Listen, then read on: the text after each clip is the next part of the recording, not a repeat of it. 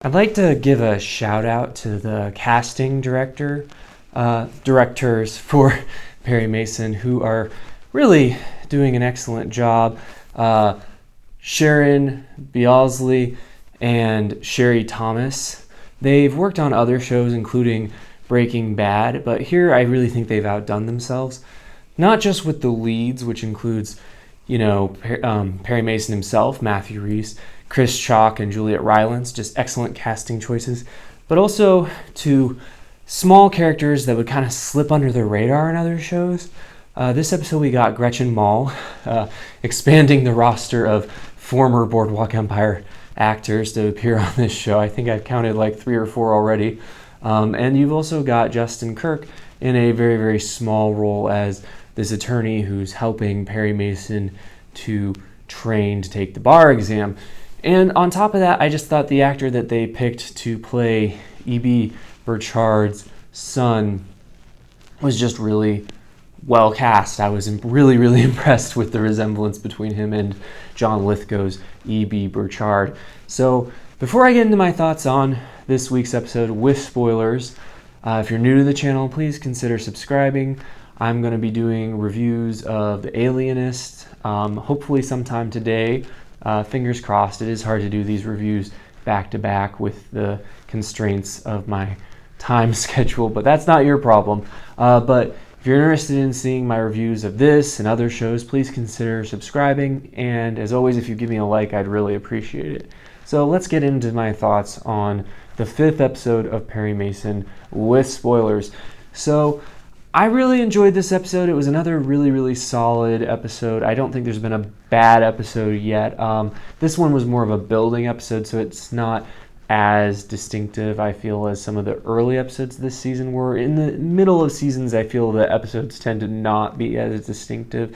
But I really have to say that I have enjoyed. I sometimes complain about not being able to binge shows all at once. And I know, heaven help me, that I would have watched this show like in 2 days, 1 day, if I had the ability to do so. But there is something nice about being forced to digest shows slowly, to take the time to appreciate them and to analyze all the possibilities for where the story could go. And that's something that is nice about the HBO model. And I feel like there is enough in each episode of this show that it is worth digesting a piece at a time, as opposed to some shows where I feel like it really only works as a binge because it doesn't really have that level of detail, that level of substance. There were some writing decisions this episode that I questioned. I feel that they kind of rushed Perry Mason into defending Emily Dodson. I feel that this decision should have had more circumspection on his part, but he didn't even think about not doing it. He was basically just dragged along by Della, although he didn't seem to mind. But I would have liked to see him have to consider it, because this is a big decision for him. He is definitely, as portrayed in this show, not someone who would necessarily feel rushed to do this.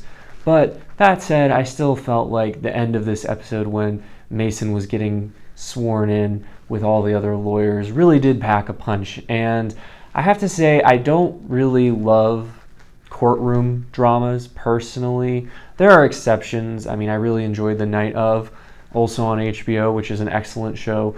And I enjoyed the original Perry Mason when I was young, but now I struggle with courtroom dramas because they tend to have a sameness to them. We'll see how this goes. There's definitely like a great cast here, and it'll be interesting to see this inexperienced lawyer who had to cheat to pass the bar put in the middle of this huge high-profile trial against a district attorney who is highly motivated to win. But I generally just think that I was more interested in this show during the investigation stage of the story, which they'll still be investigating, but I think less so. We'll see how it goes. But this episode highlights for me, we got to see some more of Chris Chalk's Paul Drake, and we got to see some of the discrimination that African Americans faced during this time period. Even as a cop, he's kicked off this beach completely unjustifiably by another cop who just treats them, disrespectfully, and there was no reason to kick them off the beach. They're just doing it because of the color of their skin, which is just wrong. I mean, I think that I would question, though, I guess the thing is, this scene was important because it shows what's motivating Paul Drake to take a stand against injustice. Now, I don't really understand how the two are connected, like racial injustice is going to lead him to try and help to keep Emily Dodson from being convicted falsely, but I guess it's just more that his overall reason for doing things is going to change because he's going to have this desire to stand up for what's right no matter the cost. And I think that's a constant theme of this show. I would like to see, as I said, with Perry Mason and some of the other characters, a little bit more struggle with it. But it's interesting how this show, for all of its darkness, like there's a lot of True Detective level disturbing images and just cynicism and nihilism, but there's almost a certain level of optimism in it, in that all these characters are banding together to confront the injustice of the system and the people who are in authority that are abusing their power. And it's really, an interesting theme.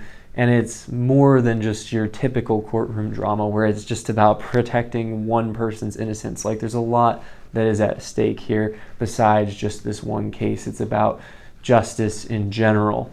And I do appreciate that. There were some sloppy things this episode. I thought that EB's death was rushed. I hope this isn't all the fallout that we get to see from it. I thought there was some sloppy dialogue from Della that was just very, very cliched when she was talking to the person. She's like, I think she said something to the extent of, people are in your lives and then they're gone and then you won't get to talk to them anymore. I'm like, that's the most cliched dialogue she could have possibly said. And I would have liked her to not say it. I wish they had her say something more specific to EB and her relationship with him. I definitely despised and could not stand the scenes with this lawyer that is set up to defend Emily, but is actually going to throw the trial and turn over the evidence to Maynard.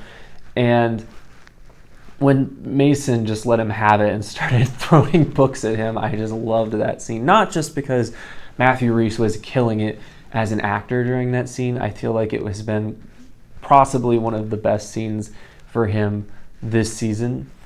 But I felt that it was just so satisfying to see this corrupt attorney get thrown out on his butt. I also really liked the scene where Della and Perry were talking after EB's funeral, and Della accuses Perry of covering up his deeply held beliefs with slothfulness and cynicism. That was some really well-delivered dialogue, and I just really like this duo. Lastly, Tatiana Maslany's sister Alice, she bails Emily Dodson out of prison. She tells her mother how things are going to be. She's no longer being controlled by the elders.